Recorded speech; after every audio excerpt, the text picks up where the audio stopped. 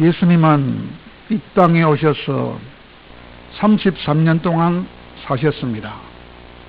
그 33년 동안에 예수님의 인생을 두 부분으로 나누면 1살부터 30살까지와 31살부터 33살까지 이렇게 두 가지로 구분할 수 있습니다. 태어날 때부터 30살까지는 인간으로서 살았습니다. 평범한 인간으로서 살았습니다. 그러나 31살부터 33살까지 3년 동안은 하나님으로서 사셨습니다. 하나님으로서 많은 기적을 나타냈는데 그 중에 큰 기적만 따지면 34가지가 큰 기적을 나타냈습니다. 34가지 하면 생각나는 거 있습니까? 진주 시민이 34만 명이지요. 진주시 자가용 번호가 34번이지요. 예수님은 진주하고 굉장히 관련이 있는 분이라 할 수 있습니다. 어쨌든지 간에 예수님이 31살이 되셔서 드디어 하나님으로서 공적인 생애를 시작하신 것을 기념하는 절기를 뭐라 하느냐? 기념하는 절기를 주님이 나타나셔서 하나님의 모습을 나타냈다 해서 주현절이라 그럽니다. 그래서 오늘은 주현절 세 번째 주일입니다. 그것을 아는 사람도 참 없어요. 그냥 새해 세 번째 주일이다 하는데 이는 정확하게 말하면 주현절 세 번째 주일이 오늘 주일입니다. 그러므로 오늘은 예수님이 공생에 3년 사역하셨는데 그 공생의 3년 사역 중에서 초반부에 하셨던 말씀 중에서 올바른 예배에 대하여 말씀하신 것을 생각하면서 오늘 은혜 받기를 원하는 말씀의 제목은 예수님이 정해주신 바른 예배가 무엇인가? 예수님이 정해주신 바른 예배가 무엇인가를 생각하면서 은혜를 받기를 원합니다. 영국의 가장 유명한 수상이 처칠 수상이지요. 그 처칠 수상과 함께 영국 수상으로서 가장 존경받는 분이 한 분 더 있습니다. 이름이 뭐냐? 윌리엄 글래드스톤이래요. 글래드는 기쁘다지요. 항상 기뻐하는 사람이라. 스톤은 돌이죠. 참 이름 잘 지었죠. 스톤은 돌인데 실제는 예수님을 상징합니다. 예수님도 코너스톤이라 그러잖아요. 항상 예수님 때문에 기쁘게 살아가는 사람, 그 사람이 윌리엄 글래드스톤이었습니다. 그분은 영국이 아주 잘 나갈 때, 영국이 온 세상을 지배할 때, 그때 총리를 한 사람이라요. 총리를 한 번만 한 것이 아니고 4번이나 총리를 했어요.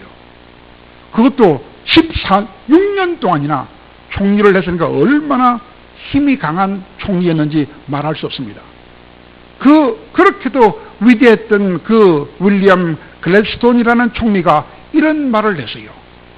나에게는 하나님 앞에 예배 드리는 이 예배 자리가 대영 제국의 수상 자리보다 훨씬 더 존귀하다. 그런 위대한 말을 했습니다. 그러므로 독일의 어떤 신학자는 또 이런 말을 했어요. 예배의 중요성에 대하여 3가지로 정리했습니다. 예배는 우리 사람한테 있어서 가장 중요한 것이 예배다. 두 번째는 예배는 우리 사람들에게 있어서 가장 긴급한 것이 예배다. 세 번째로는 예배는 우리 사람들에게 있어서 가장 영광스러운 것이 예배다. 그렇게 말을 했습니다. 그러므로 어떤 사람과 어떤 선약이 되어 있을지라도 하나님 앞에 예배 드리는 시간이 되면 그런 사람과의 약속은 뒤로 미루어야 한다는 것입니다. 예배 드릴 시간에는 그 어떤 것도 뒤로 미루고 하나님 앞에 나와서 예배를 드려야 한다. 그렇게 말하는 것입니다. 왜 그럴까요?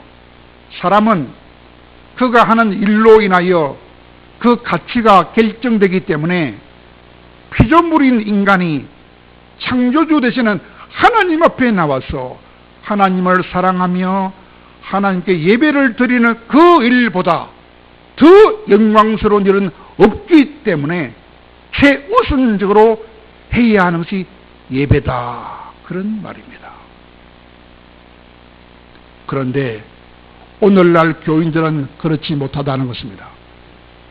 오늘날 유럽의 사람들이 교회에 출석하는 모양은 어떤 모양인가 생각해보면 참으로 한심하다는 것입니다. 현대 교인들의 약점 중에 가장 큰 약점이 뭔지 압니까? 예배를 너무 가볍게 생각한다는 것입니다. 왜 예배를 가볍게 생각할까요? 근본 원인이 있습니다. 뭐냐? 주일보다는 주말을 더 우선시한다는 것입니다. 하나님께 예배드리는 주일보다는 토요일, 주말을 더 귀중하게 생각하는 거라. 왜 그래요? 하나님 앞에 나와서 예배하기보다는 인간적으로 좀 쉬고 싶다, 인간적으로 여가를 즐기고 싶다, 이런 인간적인 생각을 하기 때문에 그런 옳지 못한 예배 습관이 나오게 되었다는 것입니다. 유럽에서는 일평생 동안 단지 3번만 교회 가는 신자들이 있다 그래요. 평생 동안 100년을 살면 100년 살면서 단지 3번만 교회 가는 그런 신자가 있다 그래요. 그런 신자를 뭐라고 하느냐? BMF 신자라고 부른다 그래요. B가 뭐냐? B는 세례받는다. 세례를 받는다를 영어로 캡타이저라고 그러거든요. 캡타이저. 그때만 교회 나가는 거야. 그 다음에 M은 뭐냐? M은 결혼을 메리지라 그러죠. 결혼식 할 때만 교회 가는 거야. 마지막은 언제냐? 장례식을 퓨너럴이라 그러거든요. 장례식 할 때 그때만 시체가 되어가지고 교회 가서 장례 예식을 받는 거야. 이런 사람들을 어찌 해야 되겠습니까? 어찌하긴 어떻게 이 사람들은 지옥 가는 거지요. 두 번째, 평생 3번만 가는 나쁜 놈도 있는가 하면 1년에 3번만 가는 그런 종자도 있다 그래요. 그런 종자의 신자를 뭐라고 하느냐? ETC 신자라 그래요. E가 뭐냐? 부활절을 이스트라 그러잖아요. 이스트. 부활절을 날려면 계란 넣어도 몰라 교회 가는 거야. 또 T는 뭐냐? 추수감사절을 생서기빙이라 그러지요. 추수감사절 날 떡어도 물어 가는 거야. C는 잘 알지요. 크리스마스 때 가서 선물 받으려고 나가는 이런 못된 형식적인 신자들도 많이 있다 그래요. 왜 이런 사람들이 나왔을까요? 신명기 16장 16절에 보면 남자들은 1년에 적어도 3번은 교회에 나와야 된다. 그 규정이 있거든요. 근데 1년에 3번 교회 가는 건 참 힘들어요. 그냥 교회가 아니라 이스라엘에서 저 북쪽에 사는 사람, 저 남쪽에 사는 사람들도 걸어서 예루살렘 성전으로 가야 되는 기라. 우리로 말하면 1년에 3번 정도는 진주 사는 사람도 저 서울에 있는 여의도 순복음교회까지 걸어서 가야 되는 기라. 그냥 걸어가는 게 아니고 양을 어깨에 메고 소를 끌고 3번 정도는 서울까지 갔다 와야 진짜 신자로 인정받는 거예요. 나는 아마 못 갈 거예요. 내가 팽발이라서 가면 발이 땡기서 못 가요. 그러면 아마 전국 못 갈지도 몰라요. 굉장히 힘든 겁니다. 여자들은 안 가도 괜찮아요. 남자들은 적어도 1년에 3번은 걸어서 저 서울까지 갔다 와야 된다. 그 규정 때문에 아마 이런 못된 습관이 생겨났는지도 모르겠습니다. 어쨌든지 그런 사람들은 참 힘든 사람들입니다. 하나님을 기쁘게 못하는 사람들입니다. 여러분이 잘 아는 나폴레옹, 그는 어떻게 했을까요? 나폴레옹에 관해서도 아주 슬픈 이야기가 전해지고 있습니다. 나폴레옹이 마지막 전투였던 워터루 전투에서 참패를 당합니다. 그때 황제의 자리에서 쫓겨났습니다. 먼 외딴 섬인 세인트 헬레나 섬에 귀향을 갔습니다. 거기서 6년을 살다가 죽었어요. 쓸쓸하게 살다가 죽었어요. 그때 기자가 찾아가서 나폴레옹한테 물었다고 합니다. 황제시여, 폐하, 당신은 평생에 살아가면서 가장 행복했던 순간은 언제였습니까? 그렇게 물으니까 나폴레옹은 한참 눈을 감고 회상에 잠겼다가 이런 말을 해주었다고 합니다. 전쟁터에서 전투가 치열하던 어느 주일날 아침에 나는 철모를 벗고 막산에 있는 천막교회로 나갔지요. 그때 하나님께 감사하면서 눈물로 예배를 드렸지요. 그때 불렀던 찬송이 가슴에 사무쳤고 그때 드린 기도가 얼마나 간절했던지 모릅니다. 그리고 그때 군목이 설교하던 그 내용이 지금도 아련하게 생각이 납니다. 회상해 보니까 그때가 내 인생에 가장 행복했던 순간인 것 같습니다. 그렇게 말하더랍니다.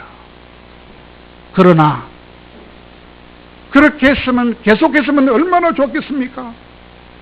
그러나 나폴레옹은 점점 전쟁에만 심취해서 바쁘다는 핑계로 하나님 옆에 나와서 예배하지 않았습니다.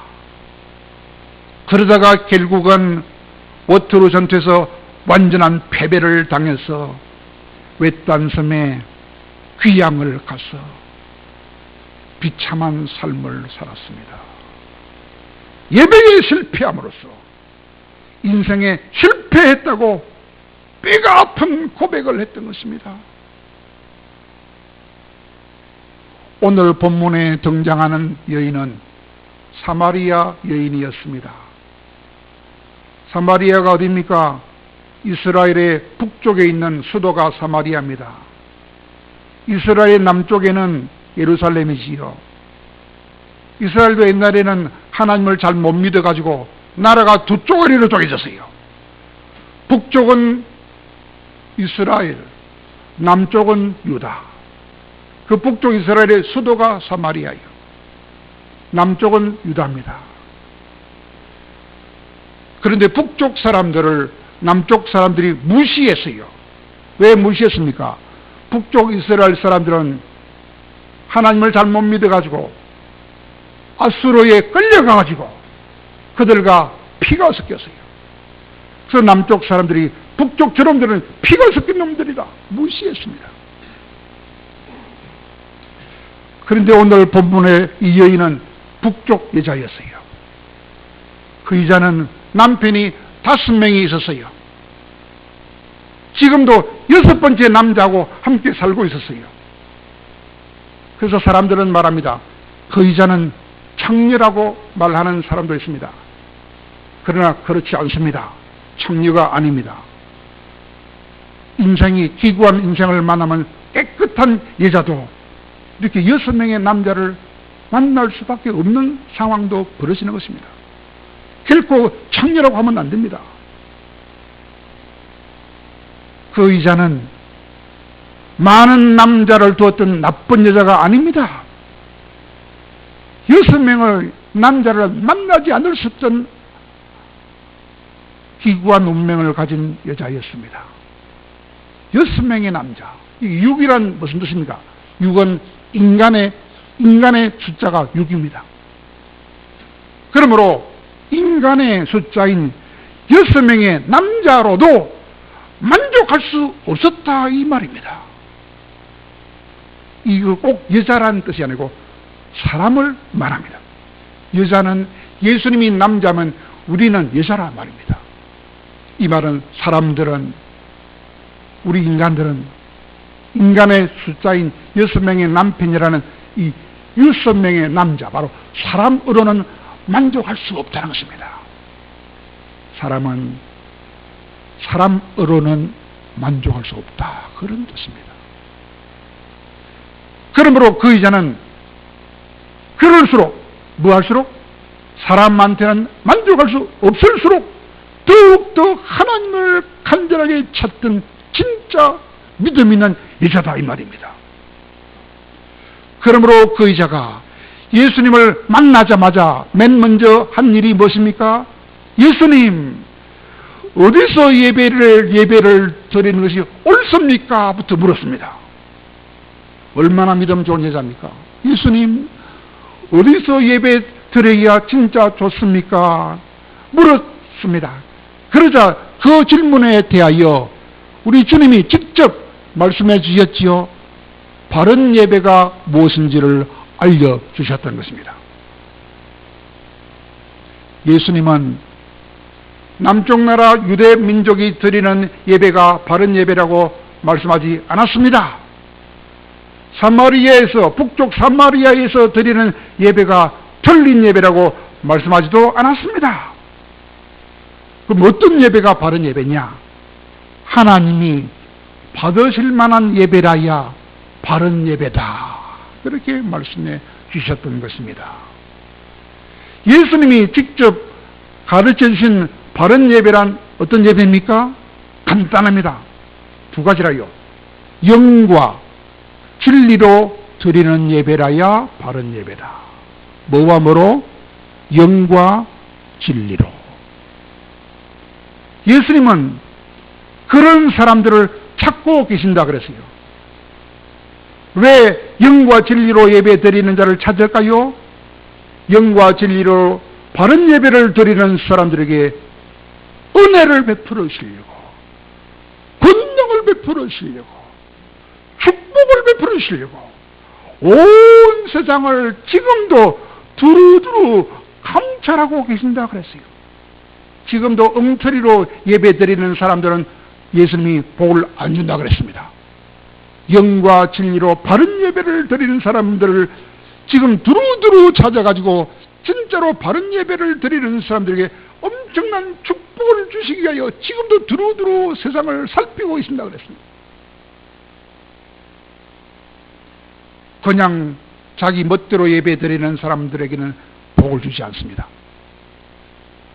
영과 진리로 바른 예배를 드리는 자들을 복을 주시려고 우리 하나님이 찾고 계신다, 그 말입니다. 그렇다면 영과 진리로 드리는 예배란 어떤 예배일까요? 먼저 오늘 본문 24절에 보니까 하나님은 영이시다, 이렇게 말씀했어요. 그 말이 무슨 말입니까? 우리가 드리는 예배를 받으시는 하나님은 육체가 없어요. 눈에 안 보여요. 영으로 계신다, 그 말입니다. 그러므로 우리가 예배 드릴 때는 우리 육체로 드리면 안 되고 우리의 영으로 예배를 드려야 된다, 이 말입니다. 어떻게 해요? 눈에 보이지 않는 성령님의 도움을 받아서 우리의 영으로, 눈에 안 보이는 영이신 하나님께 예배를 드려야 된다는 것입니다. 또한 24절에 보니까 영과 진리로 예배할지니라 그렇게 말씀하셨거든요. 이것은 우리가 우리 마음대로 예배하면 안 된다는 것입니다. 오직 유일한 진리가 되시는 하나님의 말씀 안에서, 말씀이라는 진리 안에서 성경의 말씀대로 드리는 예배를 드려야 하나님이 그 예배를 받아주신다는 것입니다.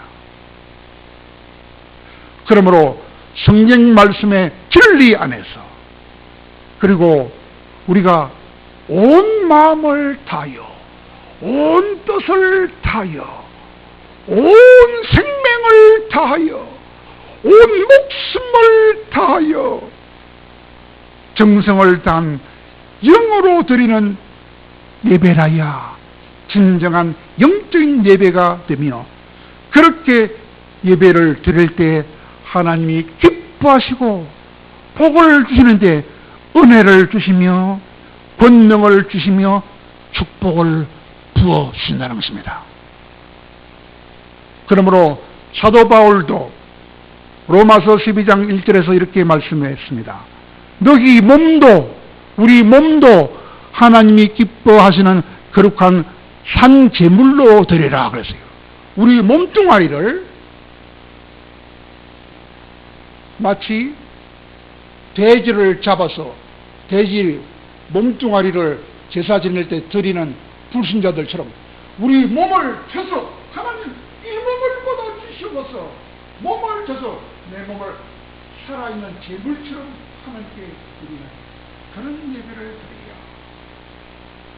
하나님이 기쁘게 받으시고, 그런 예배를 영적인 예배다라고 인정해 주시는 것입니다. 그런데 이스라엘 백성들이 그렇게 예배하지 않았습니다. 하나님께 예배 드릴 때는 흠이 없고 점이 없는 가장 좋은 짐승을 드려야 되는데, 이스라엘 백성들도 흠이 없는 양이 아니고 흠이 많고 다리를 절고 병이 든 그런 못된 제물을 하나님께 예물로 바치다가 저주를 받았다고 말씀했습니다. 정성을 다하지 않고 병든 예물, 다리를 절절 저는 그런 소나 양을 바친 놈들은 다 축복을 받기는 그냥 저주를 받았다는 것입니다. 바른 예배를 드린다 그 말입니다. 그렇다면 우리가 예배 드릴 때 조심해야 할 것이 무엇일까요? 영과 진리로 예배를 드리지 않고 형식적으로 예배 드리는 것, 무성의한 예배를 드리는 것, 미신적인 예배를 드리면 안 된다는 것입니다. 당시의 사마리아인들이 잘못된 예배를 드림으로 그들은 축복을 받지 못했기 때문입니다. 여러분, 왕 중에서 절대 권력을 가진 플란스 왕이 있습니다. 그 사람은 루이 14세인데 어떤 말을 했습니까?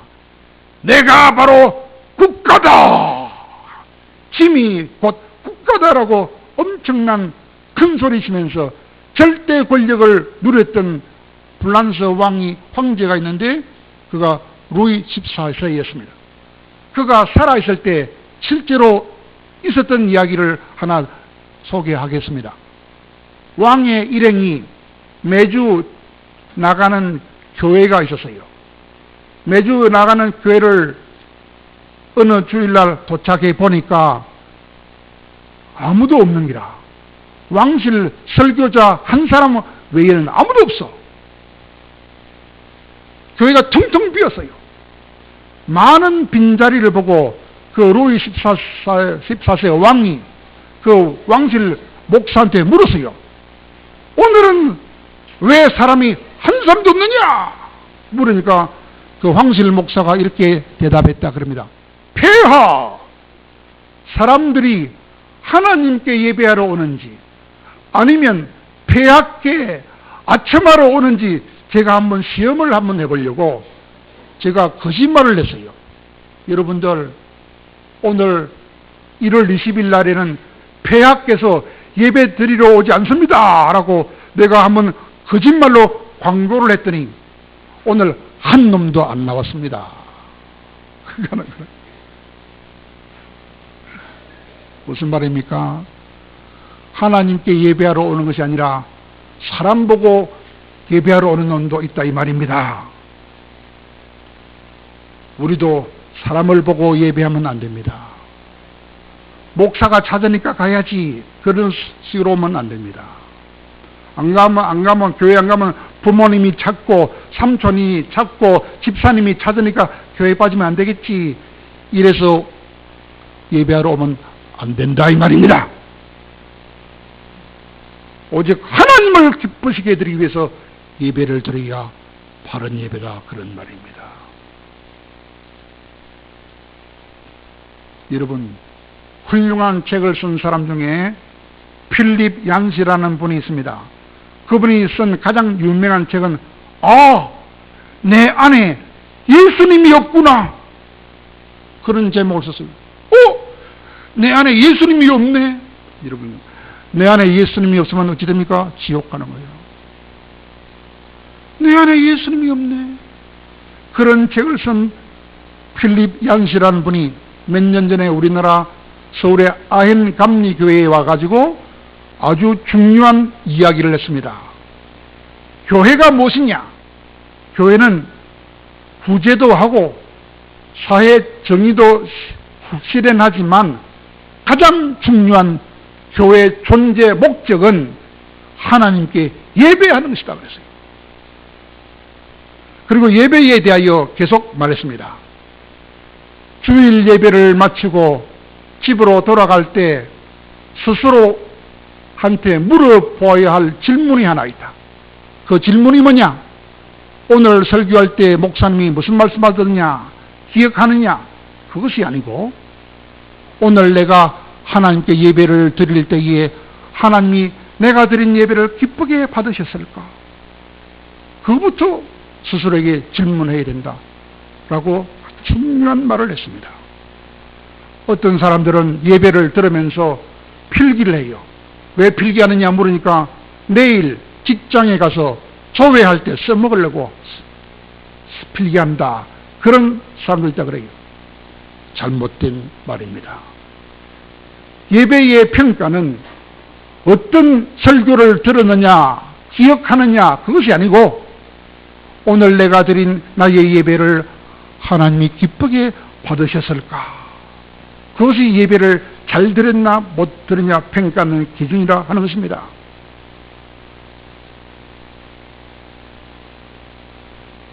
그래서 나의 찬양을 하나님 오늘 기쁘게 받아주셨을까? 내가 예배 전에 드린 기도, 나의 기도를 하나님 기쁘게 받으셨을까? 내가 드린 예물을 하나님 기쁘게 받으셨을까? 스스로한테 물어봐야 된다는 것입니다. 그 하나님이 그래 너는 예배를 잘 드렸다, 그 인정을 받아야 한다는 것입니다. 왜냐하면 내가 정성을 다해서 나의 영으로 예배하고 진리로 드린 예배를 드려야만 하나님이 나의 예배를 받으시고 하나님이 나에게 진짜로 복을 주시기 때문입니다. 뿐만 아니라 가장 중요한 마음의 기쁨도 주시고 마음의 평강도 주시기 때문에 내가 점검해야 하는 것은 오늘 목사의 설교 제목이 무엇이냐가 아니고 내가 예배를 드린 예배가 하나님을 기쁘게 했을까? 그것을 점검해야 된다는 것입니다. 그것을 필립 얀시가 알려주었습니다. 이렇게 예배를 바로 드리는 사람들은 어떤 결과가 오느냐? 연구한 결과를 영국 신문 타임즈지에 소개했는데, 매주 예배를 바로 드리는 사람들은 평균 수명이 82살이 되는데 예배를 잘못 드리는 사람들은 평균 연령이 75세밖에 안 된다 그럽니다. 그리고 매주 예배를 잘 드리는 사람들은 내가 행복하다고 말하는 사람들이 47%나 되는데, 예배를 잘 드리지 못한 사람들은 내가 행복하다고 말하는 사람들이 겨우 27%밖에 안 된답니다. 그러므로 내가 행복한 사람이 되느냐 안 되느냐는 예배를 바로 드리느냐 안 드리느냐 거기에 달려있다고 하는 것입니다. 그러므로 우리들도 우리 예수님이 직접 정해 주신 바른 예배를 드리되 영이신 하나님께 기도와 찬양과 예물을 바로 드리는 영의 예배를 드릴 뿐만 아니라 성령님과 진리의 말씀을 따라 바른 예배를 드림으로써 복을 받되 은혜와 권능과 축복을 많이 받으시고 또한 기쁨과 평안도 얻을 수 있는 행복한 예배자들이 다 될 수 있기를 예수님 이름으로 축원합니다.